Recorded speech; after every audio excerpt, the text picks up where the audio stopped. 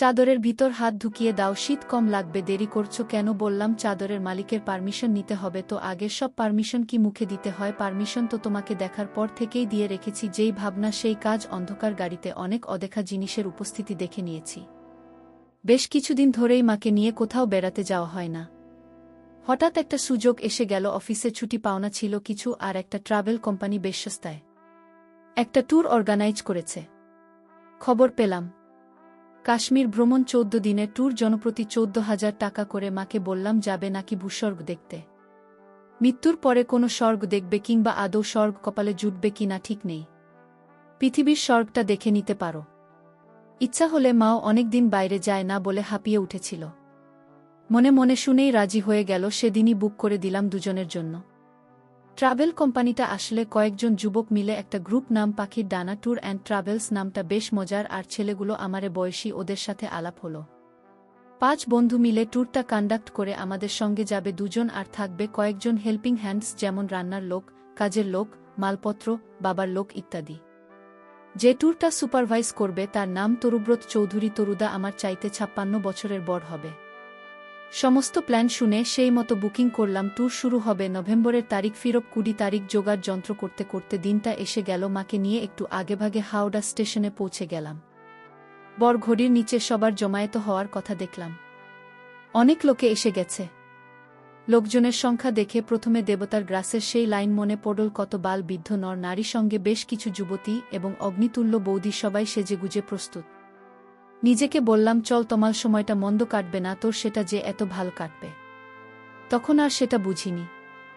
List মিলিয়ে দেখা গেল জনৈকা গায়ত্রী সেন ও তার 24 বছর বয়স্কা কন্যা অঙ্কিতা সেন এখনও অনুপস্থিত। প্ল্যাটফর্মে ট্রেন দেওয়ার সময় হয়ে গেছে, রাত 11:55 ট্রেন ছাড়বে। ঘড়িতে 10:50 দেখে তরুদা কিছু অবশ্য করণীয় বিষয় নিয়ে বক্তৃতা শুরু করলেন। সবাইকে জড়ো করে কান দিয়ে শুনছিলাম, মন দিয়ে গেঁথে নিচ্ছিলাম, আর মেয়ে ও বৌদিতে দেখছিলাম। আর 10টা ট্যুর এ যেমন হয় সেই একই কথা। বেশ মনোগ্রাহী বক্তৃতাতেই তরুদা বলল, গায়ত্রী দেবী আর তার মেয়ে এখনও এল না তো, এই 2টা সিট তাদের বলে সামনের সিট 2টা দেখল। ওদের দুজনকে নিয়ে বেশ কয়েকবার উদ্যোগ প্রকাশ করা হলেও তারা দুজন যে আমাদের একদম পাশের যাত্রী তা জানতাম না। একটু খুশি খুশি লাগলো, একটা 24 বছরের নিয়ে সঙ্গে যাচ্ছে ভেবে। আমাদের সঙ্গে আরও দুজন এসেছিল, এক সর্বক্ষণ কাস্তে থাকা এক দাদা, আর তার সঙ্গে সম্পূর্ণ বেমানান সুন্দরী বৌদি। ভগবানেরও কি লীলা, একেই বলে বাদরের গলায় মুক্তার মালা। সন্ধ্যা থেকেই বৌদির দিকে বারবার চোখ চলে যাচ্ছিল। বয়স আন্দাজ 34-35 হবে, বেশ আকর্ষণীয় উচ্চতায়, একটু খাটো। দাদার নাম মৃণাল বোস আর বৌদি উমা বোস। সর্বক্ষণ উমা বৌদি মৃণালদাকে মুখ ঝাঁটা দিয়ে চলেছে। দেখলাম সন্ধ্যা থেকে বৌদি প্রিয় গালি হলো, তোমার দ্বারা তো কিচ্ছু হয় না। কথাটা শুনে ফেলেছি, ইতিমধ্যেই আরও অসংখ্যবার শুনব। এই 14 দিনের সন্দেহ নেই, কিন্তু দাদার দ্বারা যে কি হয় না সেটা পরে জেনেছিলাম। আর আপনারাও সময় মতো জানতে পারবেন। ট্রেন ছাড়তে আর মিনিট সাথে বাকি প্ল্যাটফর্মে নেমেছি। একটা জলের বোতল কিনো বলে বোতল কিনে উঠতে যাব, এমন সময় দেখলাম একটা যুবতী মেয়ে এক বৃদ্ধা মহিলাকে জোর করে টানতে টানতে প্রায় দৌড়ে আসছে। বৃদ্ধা প্রায় হোঁচ খেয়ে পড়ছে, বারবার। একে বয়স হয়েছে, তার উপর কাঁধে একটা ব্যাগ। কোনো মতে তড়িঘড়ি করে ট্রেনে উঠল। মনে মনে দারুণ খুশি হলাম, সুন্দরী যুবতীর সঙ্গে একই কোচে বসে যাব। সবাই যখন ঘুমাবে তার উপর শীত শীত পড়েছে, উফ, ভাবতে দারুণ হলো। হঠাৎ দেখি উমা বৌদি মুখ বাড়িয়ে তাকিয়ে আছে আর মুচকি মুচকি দুষ্ট হাসি হাসছে। আমি বললাম, কি বৌদি, ঘুমোননি এখনো? বৌদি বলল, না, ঘুম আসছে না। আমিও তোমাদের সঙ্গে এসে বসলে আপত্তি আছে নাকি? বললাম, না না, আপত্তি কিসের, আসুন না, গল্প করতে করতে সময় কেটে যাবে। যদিও মনে মনে কাবাবের ভিতর হাড্ডি ঢুকুল ভেবে রাগও হচ্ছিল। তারপর ভাবলাম কাবাবের সাথে চাটনিও মন্দ হবে না। এরপর উমা বৌদি আমার পাশে বসে পড়ল, তারপর বসল অঙ্কিতা। আস্তে আস্তে আলাপ পর্ব শুরু হলো। বৌদি বলল, তুমি কি করো? তমাল বললাম, একটা কোম্পানিতে মার্কেটিং বিভাগে আছি। বৌদি বলল, বেশ বেশ, তাহলে তো ভালোই কামাচ্ছ, তা বিয়ে করনি কেন?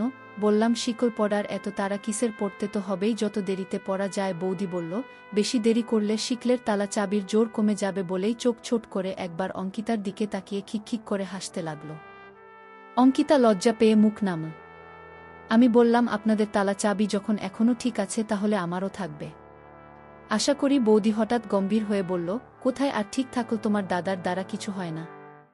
আমি কথাটা অন্যদিকে ঘুরিয়ে দেওয়ার জন্য বললাম, অঙ্কিতা, আপনি কি করেন?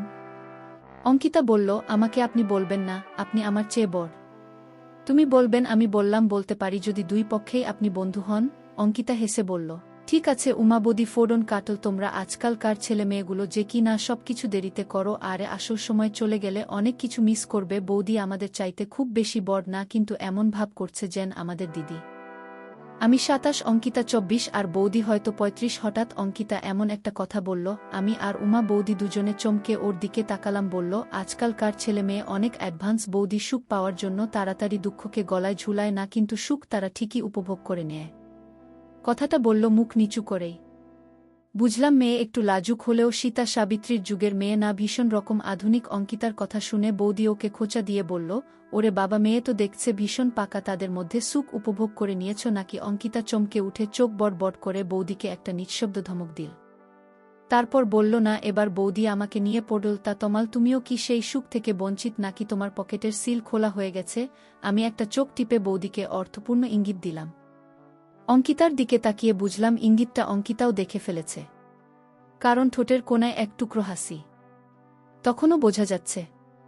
বৌদি হঠাৎ আমার কানের কাছে এসে বলল, আরে বাস, এই বলো না, বলো না জনের সাথে করেছ। অঙ্কিতার সামনে আর অল্প পরিচিত বৌদির মুখে এমন খোলামেলা কথা আমার মতো ছেলেকে অস্বস্তিতে ফেলে দিল। আমিও তেমনি গলা খাটো করে বললাম, অন্য একদিন বলব গোপনে। এ কথা শুনে বৌদি নাচরবান্দা হয়ে পড়ল আর একটা চিমটি কেটে বলল, তাই বুঝি? বেশ, শোনার অপেক্ষা রইলাম। আমি আপাতত নিজেকে বাঁচিয়ে চলার চেষ্টা করছি, কিন্তু বৌদি সে সুযোগে দিচ্ছে না।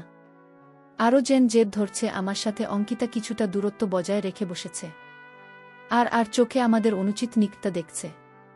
মনে হলো যেন একটু বিরক্ত, সেটা রাগ না ঈর্ষা ঠিক বোঝা যাচ্ছে না। ওদিকে মৃণালদা মানে উমাবদির স্বামী নাক ডেকে ঘুমোচ্ছে বলে উমাবদি বিরক্ত হয়ে সেদিকে তাকল। তারপর মুখ দেখিয়ে বলল, বিরক্তি করা আমার জীবনটা শেষ করে দিল। লোকটা ওর দ্বারা কিছুই হয় না। আমি বৌদির কানের কাছে বললাম, কি হয় না? বৌদি কি জানো বলতে যাচ্ছিল, হঠাৎ ফিসফিস করে বলল, অন্য একদিন বলব গোপনে। সময়ের সাথে সাথে কমরা শুদ্ধ সবাই ঘুমিয়ে একাকার। লাইটগুলো সবে প্রায় নিভে গেছে। দুপাশের বাথরুমের দিকে 2টা লাইট জ্বলছে শুধু, তাতে অন্ধকার খুব গাঢ় হতে না দিলেও একটা মায়া জাল বুনে দিয়ে গেছে। ট্রেনের দুলুনিতে ঘুমন্ত শরীরগুলো দুলছে, সেই জন্যে জেগে থাকা মানুষগুলো অল্প স্বল্প নড়াচড়া করলে আলাদা করে চোখে পড়ে না। জানালা দিয়ে তাকিয়ে থাকতে থাকতে কখন জানি একটু ঝিমু নিয়ে এসে গিয়েছিল। হঠাৎ শুনলাম কানের কাছে কেউ ফিসফিস করে বলছে, কতজন ধর্মট করে নড়েচড়ে বসলাম। তাকিয়ে দেখি একটা চাদর জড়িয়ে অঙ্কিতা আমার একদম কাছে সরে এসেছে। আমি মিষ্টি করে হাসলাম। অঙ্কিতা আবার প্রশ্ন করল, কতজন? বলো বলো। আমি কথা ঘুরিয়ে বললাম, এ বছর নভেম্বরের শুরুতেই তো দেখছি বেশ ঠান্ডা পড়ে গেছে, শীত শীত করছে। অঙ্কিতা বলল, হ্যাঁ, সেই জন্যই হ্যান্ডব্যাগ থেকে চাদরটা বের করে নিলাম। আমি বললাম, আমারটা সুটকেসে। অঙ্কিতা বলল, আমারটা শেয়ার করো। আমি বললাম, সে কি, সেটা কি ঠিক হবে? অঙ্কিতা বলল, আরে কেউ তো দেখছে না, ক্ষতি কি? আমি দুষ্ট হেসে বললাম, কেউ না দেখলে তুমি সবকিছুই শেয়ার করবে নাকি আমার সাথে? অঙ্কিতা ভীষণ লজ্জা পেয়ে বলল, কি বলো ধুরু। তারপর আমার কাছ থেকে দূরে সরে যেতে গেল। আমি ছোট করে ওর একটা হাত ধরে বাধা দিলাম। কিছু বলল না। অঙ্কিতা সোজা হয়ে বসল, কিন্তু আর দূরে সরে গেল না। একটু সময় নিয়ে আবার জিজ্ঞেস করল, কতজনের সাথে করেছ? বললাম, হ্যাঁ, তা বেশ কয়েকজন। অঙ্কিতা বলল, বুঝলাম, এতজন যে সংখ্যায় বলা যাচ্ছে না। আমি হেসে বললাম, ঠিক তা নয়, গুণে বলাই যায়, কিন্তু গোনার মতো স্পেশাল নয়। সবাই হয়ে গেল আর শেষও হয়ে গেল, তাই আলাদা করে মনে রাখি না। অঙ্কিতা বলল, স্পেশাল নয় সবাই, তার মানে কেউ কেউ স্পেশাল, তারা কয়েকজন। আমি বললাম, এক রাতেই সব শুনে ফেলবে? তাহলে বাকি 14 দিন কি বলবো? আর সেগুলো তো শুধুই গল্প, সেগুলো শোনার মতো কিছু না। সে বলল, হোক, তবু শুনো। বললাম, ঠিক আছে, বলবো তোমাকে, তবে এখন নয়। এখন তুমি একটু ঘুমিয়ে নাও। ঘুমের মাঝে বেশ কিছুক্ষণ পর্যবেক্ষণ করলাম, আর কিছু ঘটনাও ঘটে গেল। বন্ধুরা, ইউটিউবে করা নিয়মের কারণে এসব ঘটনা সরাসরি বলা যাচ্ছে না। তোমরা কমেন্টে দেওয়া লিঙ্ক থেকে আমার ওয়েবসাইট ভিজিট করো, সেখানে একদম খোলামেলা গল্প দেওয়া আছে। কিছুক্ষণ পর অঙ্কিতা বলল, বাথরুমে যাব একটু, চলো না প্লিজ। আমি ওর সাথে বাথরুম গেলাম। নিজেরও যাওয়া দরকার। অঙ্কিতা বেরোতেই আমি ঢুকলাম, তারপর নিজেদের জায়গায় এসে বসলাম। অঙ্কিতা কোনো কথা বলল না, শুধু মিষ্টি করে একটু হাসল। আরও কিছুক্ষণ পরে আকাশ ভরসা হলো, আরোহীরা একে একে জেগে উঠছে। এক সময় দেখলাম উমা বৌদি আমাদের দেখে অদ্ভুত একটা হাসি দিল। তারপর গুড মর্নিং বলে বাথরুমে চলে গেল। ফ্রেশ হতে একটু পরে ফিরে এসে আমাদের পাশে বসল। বলল, তোমাদের তো ঘুম হয়নি সারা রাত, এবার তোমরা একটু ঘুমিয়ে নাও, আমি মালপত্র পাহারা দেব।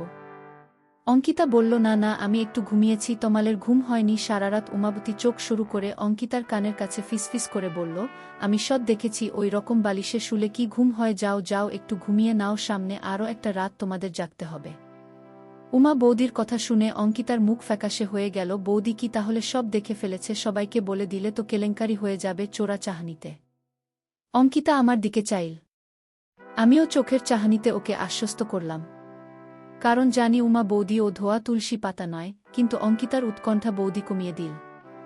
এখনও মৃণালদা, আমার মা আর গায়ত্রী মাসিমা ঘুম থেকে ওঠেনি, তাই আমরা কথা বলতে লাগলাম। নিশ্চিন্তে বৌদি নিচু গলায় কথা বলছে ঠিকই, কিন্তু এমনভাবে বলছে যেন আমি শুনতে পাই। বৌদি বলল, আরে লজ্জা পাচ্ছ কেন? পাশে ওই রকম হ্যান্ডসাম ছেলে থাকলে আমিও তোমার মতো কোলে মাথা দিয়ে শুতাম, আর আমি হলে শুধু শুতাম না, আরও অনেক কিছু করতাম। এতক্ষণে ওর যন্ত্রপাতির মাপ আর কাজ করার ক্ষমতার পরীক্ষা নেওয়া হয়ে যেত। আমার এই বলেই খ্যাক খ্যাক করে হাসি দিল। দেখলাম অঙ্কিতার মুখে লালচে আভা দেখা দিল। আমি মনে মনে হাসলাম আর ভাবলাম, বৌদি তুমি অঙ্কিতার চাইতে 10 বছরের পুরনো মডেল, অঙ্কিতা তোমার চাইতে অনেক। সে যন্ত্রপাতির মাপ আর কাজ করার ক্ষমতাই শুধু পরীক্ষা করেনি, সেটা দিয়ে প্রোডাকশনও করেছে, আর প্রোডাক্ট টেস্ট করেও দেখে নিয়েছে। বৌদি তখনও বলে চলেছে, ইস, আমার যদি তোমার বয়স থাকতো অঙ্কিতা, ওই হাঁপানি রোগীটা কেশে কেশে আমার জীবনের রাতগুলো নষ্ট করে দিল। অথচ কি রোমান্টিকই না ছিলাম আমি, অপদার্থ একটা, সব শেষ করে দিল। আমার কিছু হয় না ওর দ্বারা বলে একটা দীর্ঘশ্বাস ফেল। অঙ্কিতা কোনো কথা বলল না, চুপ করে থাকল। সকাল 7টা বেজে গেল। দেখতে দেখতে কাল রাতে আমার আর অঙ্কিতার মধ্যে যে কিছু হয়েছিল সেটা ওর মুখ দেখে বিন্দুমাত্র অনুমান করা সম্ভব না। হয় মেয়েটা ধুরন্ধর অভিনেত্রী, নয়তো এসব ব্যাপারে বেশ অভিজ্ঞা। যেটাই হোক তাতে ক্ষতি নেই, ওই দুটোর যে কোনো একটা থাকলেই কাশ্মীর টোটটা জমে যাবে। ট্রেন তোড়জোড় করে চলছে, দীর্ঘ জার্নি করে 10 থেকে নেমে পড়লাম সবাই। এরপর একটা গাড়ি বুক করা হলো। একঘেয়ে ছুটে চলাতে সবাই ক্লান্ত হয়ে পড়ছে। দেখলাম বেশিরভাগ লোকই ধুলছে, কারণ অন্ধকার নেমে আসছে, জানালা দিয়ে ভালো করে কিছু দেখা যাচ্ছে না। এমন সময় উমা বৌদি এসে আমার পাশে বসে পড়ল। বলল, বেশ ঠান্ডা লাগছে রে ভাই। আমি বললাম, আসুন বৌদি। বৌদি বলল, কি সঙ্গিনী হারিয়ে বিরহ কাতর নাকি? আমি বললাম, সঙ্গিনী কোথায় হারলাম, এই তো একজন পাশেই আছে। বৌদি বলল, হ্যাঁ, এখন তেল মারা হচ্ছে। আমি বললাম, সত্যি? মেয়ে যাত্রায় খুব হিংসুটে বললাম, মৃণালদা কি ঘুমে নাকি? বৌদি বলল, হ্যাঁ, চাদর মুড়ি দিয়ে ঢুলছে। বলে হাতে হাত রাখল। বলল, এতক্ষণে মনে হচ্ছে কাশ্মীর এসেছি, তাই না? হাত দুইটা জমে যাচ্ছে। আমি বললাম, তা কর্তাকে জড়িয়ে ধরে থাকলেই তো পারতেন, ঠান্ডা লাগতো না। বৌদি মুখ বেঁকিয়ে বলল, গায়ে রক্ত থাকলে তো গরম হবে, ওই শুটকো কাঠ জড়িয়ে বসে থাকলে ঠান্ডায় জমে মরেই যাব। তাই তো তোমার কাছে এলাম। আমি বললাম, ভালোই করেছেন, আমারও খুব শীত করছে, পাশে এমন নরম চাদর থাকলে ঠান্ডা লাগবে না। উমা বৌদি বলল, তাহলে চাদরের ভিতর হাত ঢুকিয়ে দাও, শীত কম লাগবে। দেরি করছো কেন? বললাম, চাদরের মালিকের পারমিশন দিতে হবে তো আগে। বৌদি বলল, সব পারমিশন কি মুখে দিতে হয়? পারমিশন তো তোমাকে দেখার পর থেকেই দিয়ে রেখেছি, যেই ভাবনা সেই কাজ। অন্ধকার গাড়িতে অনেক অদেখা জিনিসের উপস্থিতি দেখে নিয়েছি বন্ধুরা। ইউটিউবের কড়া নিয়মের কারণে এসব ঘটনা সরাসরি বলা যাচ্ছে না। তোমরা কমেন্টে দেওয়া লিঙ্কস থেকে আমার ওয়েবসাইট ভিজিট করো, সেখানে একদম খোলামেলা গল্প দেওয়া আছে। সেখানে প্রতিদিন একদম খোলামেলা গল্প আপলোড করা হয়। আধা ঘন্টা পর বৌদি আমার কাঁধে মাথা রেখে বসে রইল। অনেকক্ষণ পরে বলল, তোমাকে ধন্যবাদ দিয়ে ছোট করব না তমাল, এখন সিটে যাই কেমন? আমি বললাম, হ্যাঁ যাও। এক অন্য রকম স্বর্গ থেকে সদ্য ঘুরে আসা দুজন নর নারীকে বুকে নিয়ে অন্ধকারের বুক ছিঁড়ে গাড়ি শ্রীনগরের দিকে ছুটে চল। রাত 11:30 নাগাদ আমরা শ্রীনগর পৌঁছলাম। ডাললেটের পাড়েই একটা হোটেলে আমাদের থাকার ব্যবস্থা হয়েছে, বেশ বড় হোটেল। আমরা সবাই গাড়ি থেকে নামলাম। সত্যজিৎ রায়ের সোনার কেল্লা সিনেমার লালমোহনবাবুর মুটের পিঠে ভ্রমণের পর যে অবস্থা হয়েছিল, আমাদের বেশিরভাগ মানুষেরই সেই অবস্থা। সবাই বিভিন্ন হাস্যকর ভঙ্গিতে কসরত করে হাত পায়ের জট ছাড়িয়ে নিচ্ছে। গাড়ি থেকে নামার আগে উমা বৌদি আমার পাশে এসে চুপি চুপি বলল, আজকের ঘটনা অঙ্কিতাকে এখনই বলার দরকার নেই, অল্প বয়সী মেয়ে জেলা স্টিল করতে পারে। আমি ঘাড় নেড়ে সায় দিলাম। মা আর গায়ত্রী মাসিমাকে একটা জায়গায় দাঁড় করিয়ে দিলাম। তরুদা গেছে হোটেলের সাথে কথা বলে ব্যবস্থা করতে। মালপত্র সব জড়ো করা হয়েছে, হোটেলের লোকেরই ঘরে পৌঁছে দেবে। আমাদের দুশ্চিন্তার কিছু নেই। আমি অলসভাবে হাঁটতে হাঁটতে বাইরে এলাম। সামনেই ডাল লেক, অনেক নাম শুনেছি, অসংখ্য সিনেমায় ডাল লেকে শিকারা চড়তে দেখেছি নায়ক নায়িকাকে, আজ চোখের সামনে সেই ডাল লেক রাতের বেলা, তাই ঠিক বুঝতে পারছি না। এমন একটা বড় খালের মতো লাগছে, সিনেমাতে যেমন দেখেছি সেরকম লাগছে না। আমার কমন সেন্স বলছে এটা আসল ডাল লেক নয়, কিন্তু দেখতে মন্দ লাগছে না। রাত অনেক হয়েছে, তবু আলো ঝলমল করছে, চারিদিকে প্রচণ্ড ঠান্ডা লাগছে। এখন চাদরে কাজ হচ্ছে না, দাঁড়িয়ে থাকা যাবে না, বুঝতে পারছি। অঙ্কিতা এসে বলল, এই যে মশাই, কি করছেন ঠান্ডা একা একা? আমি ওর দিকে ঘর ঘুরিয়ে হাসলাম। বললাম, কি আর দেখ, ভীষণ ঠান্ডা লাগছে আর দাঁড়িয়ে থাকা যাচ্ছে না। আমি বললাম, চলো ফেরা যাক, ট্রেনের মতো এখানেও রুমের ব্যবস্থা। পাশাপাশি হয়েছে, প্রথমে অঙ্কিতাদের রুম, তার পাশে উমা বৌদিদের রুম, তারপর আমাদের রুম। হোটেলের লোক এসে আমাদের যার যার রুমে পৌঁছে দিয়ে গেল, মালপত্র আগেই এসে গেছে। একটু পরে তরুদা এসে বলে গেল, আপনারা ফ্রেশ হয়ে নিন, 1 ঘন্টার ভিতর ডিনার এসে যাবে। তবে আজ বেশি কিছু করতে পারব না, মাফ করবেন সবাই। তরুদা চলে যেতেই আমরা মালপত্র খুলে গুছিয়ে ফেলতে লাগলাম। শ্রীনগরে আমাদের 4 দিন থাকতে হবে, তাই ব্যাগগুলো আনপ্যাক করতে কোনো অসুবিধা নেই। মা ওয়ার্ডরোবে সবকিছু সাজিয়ে রাখছে। আমি বাথরুমে ঢুকে পড়লাম। ফ্রেশ হতে উমা বৌদির গুড়ের রস লেগে আছে মুখে, আর কোথায় কোথায় যেন সেগুলো ধুয়ে ফেলা দরকার। গিজার চালিয়ে সাবান মেখে স্নান করে নিলাম।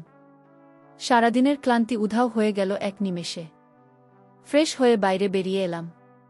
মা বাথরুমে ঢুকলে আমি গেলাম উমা বৌদি আর অঙ্কিতাদের খোঁজ নিতে। সবাই ফ্রেশ হয়ে ডিনারের জন্য অপেক্ষা করছি। খিদেও লেগেছে খুব। দরজায় নখ হলো, ডিনার এলো ভেবে দরজা খুলে দেখি অঙ্কিতা ঘরে ঢুকে আমাকে কোনো কথা না বলে মাকে বলল, মাসিমা, মা আপনাদের খাবার আমাদের রুম এনিয়ে নিয়েছে, আপনারা আমাদের সঙ্গে একসাথে খেলে ভালো হয়।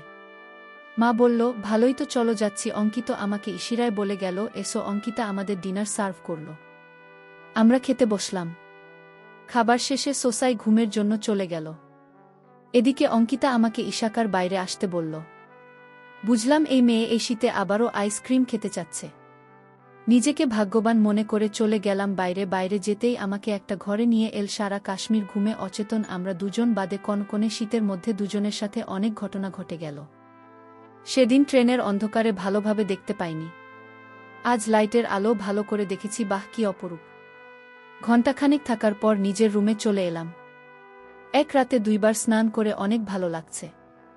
যেই একটু ঘুম এসেছে এমন সময় রুমে নক করার শব্দ বেজে উঠল। 1 বার, 2 বার, 3 বার। আমি ঘড়ির দিকে তাকিয়ে দেখি রাত 1:30 বাজে। দরজা খুলতেই দেখি উমা বৌদির অস্থিরতা নিয়ে দাঁড়িয়ে আছে। আমি কিছু বলার আগেই বলে ফেল, তোমার দাদাকে দিয়ে কিছুই হয় না। কথাটা শুনে মনেই হেসে ফেললাম। নিজেকে বললাম, রেডি হও তমাল, আজ তোমার আরও পরিশ্রম করতে হবে, এত সহজে ছুটি নেই। চোখের পলকেই ঝড়ের মতো ঘরে ঢুকল উমা বৌদি। বন্ধুরা, ইউটিউবের গল্পগুলো শুনে মজা না পেলে আমার ওয়েবসাইটে দেওয়া গল্পগুলো শুনতে পারো। সেখানে প্রতিদিন খোলামেলা গল্প আপলোড করা হয়। কমেন্টে ওয়েবসাইটে লিংক দেওয়া আছে।